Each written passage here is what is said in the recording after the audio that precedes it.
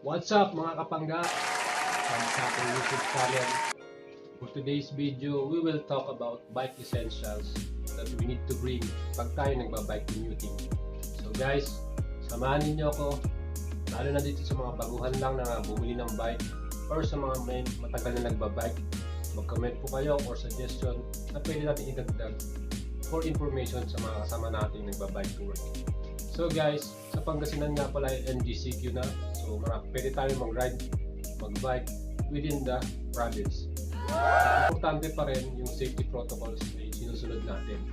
Wear a mask, safe distancing, rinse ang alcohol para sa ating kamay.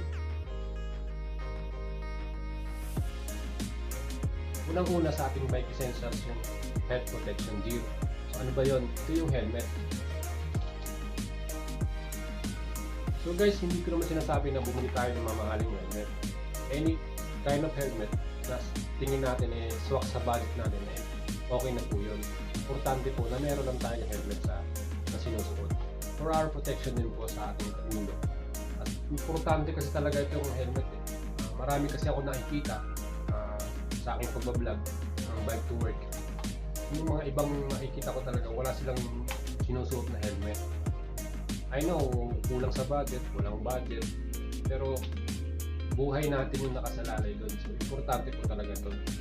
Kaya po ito yung number 1 ko sa bike essentials.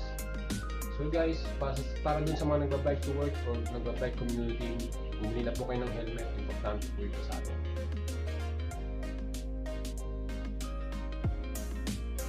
So guys, for our bike essentials number 2, dapat lagi tayo ng mga dalang bike tools.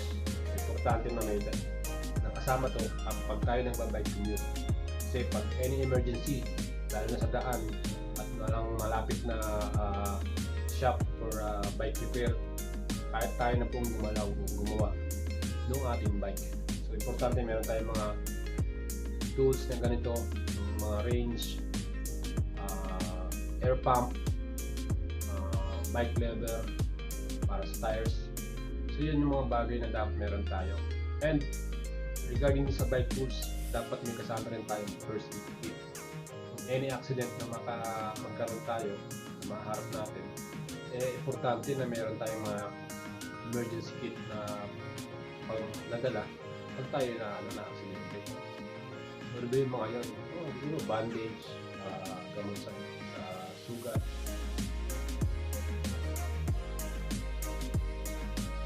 Our bike essentials number 3, ito yung bright color t-shirts or shirts na sinusuot natin pag tayo nagbabike to commute. Kaya nito guys, so importante na yung ating sinusuot na t-shirt ay bright colors. Kind of shirts or any kind of t-shirts na meron tayo, basta bright colors po siya. And kung meron din po tayo mabibili na reflectorized na parang vest, mas better po yun. Kasi low visibility, pag malayo pa yung other road users, makikita na tayo kagad kung meron tayong mga reflectorized na vest or anything, or bright colors na damit. So importante po to guys, kasama po ito sa aking safety bike commuting tips na wear bright color shirts or reflective shirts sa ating pagbabike.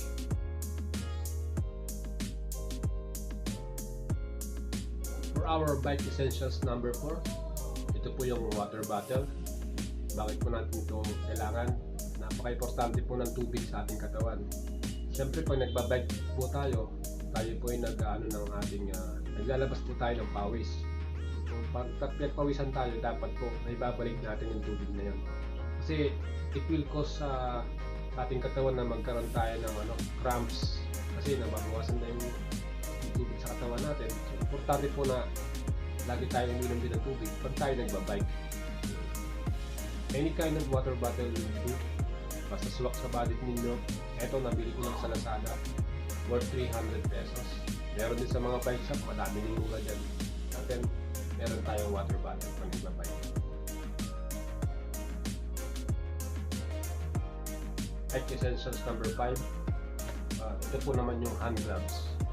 Importante po na magsusuot tayo o magmeron tayong hand gloves para na rin po komportable yung pagbabike natin. Pag-hawak natin ng handle grip, sigurado hindi masakit sa kamay natin. Importante po ang hand gloves lalo kung na-aksidente ka, hindi mo masusugatan yung ating palad o yung ating kamay. Kasi masakit yan pag nasugatan ka sa kamay eh. So, itong hand gloves protection po natin yan. For our bike essentials number 6, ito pong bike glasses or polarized bike glasses. Depende po sa inyo kung ano po yung mga gusto yung glass. Pero any kind po na yan, okay po sa atin. Pero ang kagandahan po kasi ng bike glasses, hindi po madudumihan yung mata natin o malalagyan ng alikabok habang nagbabike tayo. Sometimes po may experience nyo rin pagka medyo may mga kulisa po, may mga insekto na lumilipad, hindi po tayo masasaktan lalo sa mata kasi masakit po yan pag pumasok sa mata natin. Importante meron tayong sunglasses or bike glasses, any kind po yan, basta swak sa body nyo, okay lang po yan na meron tayong nasusunod na ganito. So guys, malaking bagay din po na meron tayong sunglass pag umuulan po, lalo na kasi pag malakas yung ulan, tumatalsik sa mata natin, masakit po yun. Pero kung naka-sunglasses ka, protection po yan sa mata natin. For our bike essentials number 7, ito po yung mga waterproof saddlebags. Para sa akin, ito maganda rin na meron tayo nito eh. Kasi dito natin pinilagay yung ating mga wallet o yung purse. Para safe din po yung ating mga IDs, yan po natin lalagay. In any case, pagka may mga checkpoint, lalo na ngayon may mga border checkpoint, easy lang natin makukuha yung mga IDs natin para may pakita sa mga officers na nandun. So guys, ito rin, nakalagay din yung cellphone natin, protected din siya. So kahit nagbabike tayo, madali lang natin makikita kung nasa na tayong lugar or nag-check tayo ng map. So yun, maganda po na meron tayong bike saddlebags.